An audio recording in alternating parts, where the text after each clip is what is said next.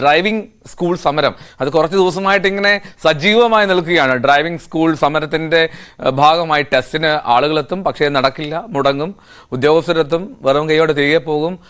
വലിയ പ്രശ്നങ്ങളായിരുന്നു. ഏറ്റവും ഒടുവിൽ അങ്ങനെ ചർച്ചയ്ക്ക് തയ്യാറായിട്ടുണ്ടല്ലോ സർക്കാർ.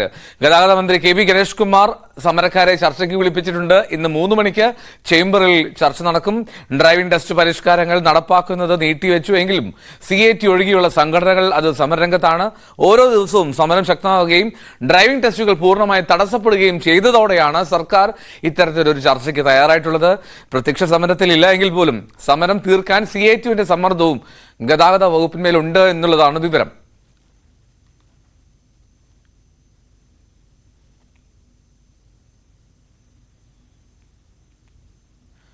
എന്താണെങ്കിലും ഇന്ന് മന്ത്രിയുടെ ചേംബറിൽ 3 മണിക്ക് ഈ എല്ലാ തൊഴിലാളി സംഘടനാ പ്രതിനിധികളെയും ഉൾക്കൊള്ളിച്ചുകൊണ്ടുള്ള ഒരു ചർച്ചയാണ് ശ്രമിക്കുന്നത്.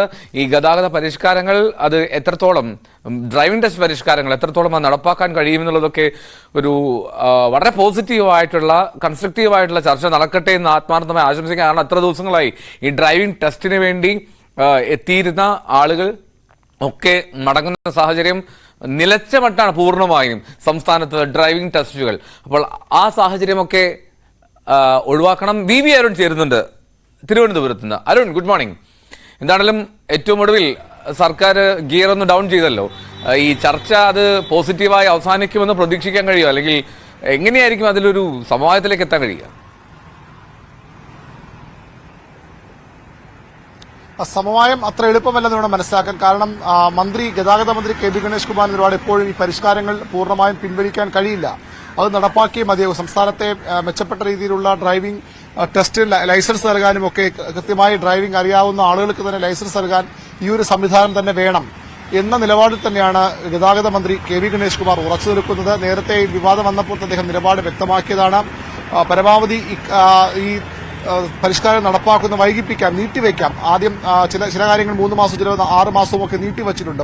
എന്നിട്ട് സഹകരിക്കണമെന്നാണ് സർക്കാരും മന്ത്രിയും സമരക്കാരോട് അഭ്യർത്ഥിച്ചത്. അതിന്റെ അടിസ്ഥാനത്തിലാണ് CAT ഈ സമരത്തിൽ നിന്ന് പ്രത്യക്ഷത്തിൽ പിന്മാറിയത്. പക്ഷേ അങ്ങനെ പിന്മാറുമ്പോഴും CAT-യും വലിയ സമ്മർദ്ദം സർക്കാരിന് മേൽ ഗതാഗത വകുപ്പിനെ ചെലുത്തുന്നുണ്ട് ഈ പ്രശ്നം പരിഹരിക്കാൻ. ഇല്ലെങ്കിൽ CAT ഈ സമരക്കാരുടെ ഇടയിൽ ഈ ഡ്രൈവിംഗ് അധ്യാപകരുടെ ഡ്രൈവിംഗ് സ്കൂൾ ഉടമകളുടെ ഇടയിൽ അവർ ഒറ്റപ്പെടുന്ന ഒരു സാഹചര്യമുണ്ട്. അതുകൊണ്ട് തന്നെ CAT-ന്റെ സമ്മർദ്ദമുണ്ട്, അതുവഴി CPM-ന്റെ സമ്മർദ്ദവും മന്ത്രിക്ക് മേലുണ്ട്.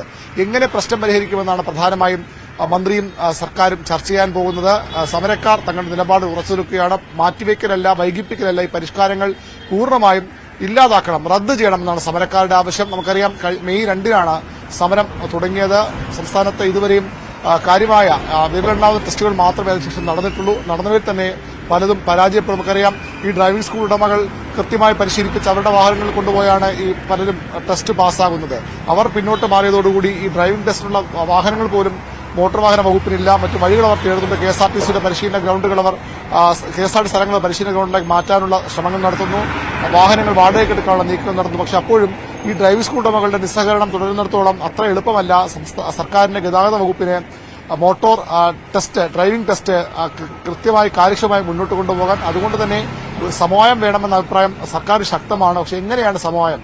മന്ത്രി ഈ നിലപാടിൽ ഉറച്ചു നിൽക്കുമ്പോൾ, നടപ്പാക്കി തീരുവ നിലപാടിൽ നിൽക്കുമ്പോൾ, കോടതി കൂടി അതിനനുകൂലമായ നിലപാടുകൾ എടുക്കുമ്പോൾ എങ്ങനെ സമവായം എന്നത് ഒരു വലിയ ചോദ്യമാണ്. ഏതായാലും വൈകിട്ട് 3 മണിക്കാണ് ഈ ചർച്ച. ഗതാഗത മന്ത്രി കെ വി ഗണേഷ് കുമാറിന്റെ ഓഫീസിൽ എല്ലാ സംഘടനകളും സമരരംഗത്തുള്ള CAT ഉൾപ്പെടെയുള്ള സമരത്തിന്റെ പ്രത്യക്ഷത്തിൽ മാറി നിൽക്കുന്ന CAT ഉൾപ്പെടെ സംഘടനകൾ സമരരംഗത്തുണ്ട്. ആരെങ്കിലും വിട്ടുവീഴ്ചയ്ക്ക് തയ്യാറാകുമോ എന്നാണ് അറിയേണ്ടത്. നിലവിൽ ലഭിക്കുന്ന സൂചനകൾ പ്രകാരം വിട്ടുവീഴ്ചയ്ക്ക് സർക്കാരോ അല്ലെങ്കിൽ സമരക്കാരോ തയ്യാറാകില്ല. അതുകൊണ്ട് തന്നെ സമവായം അത്ര എളുപ്പമല്ല എന്തോ ഈ വിഷയത്തിൽ.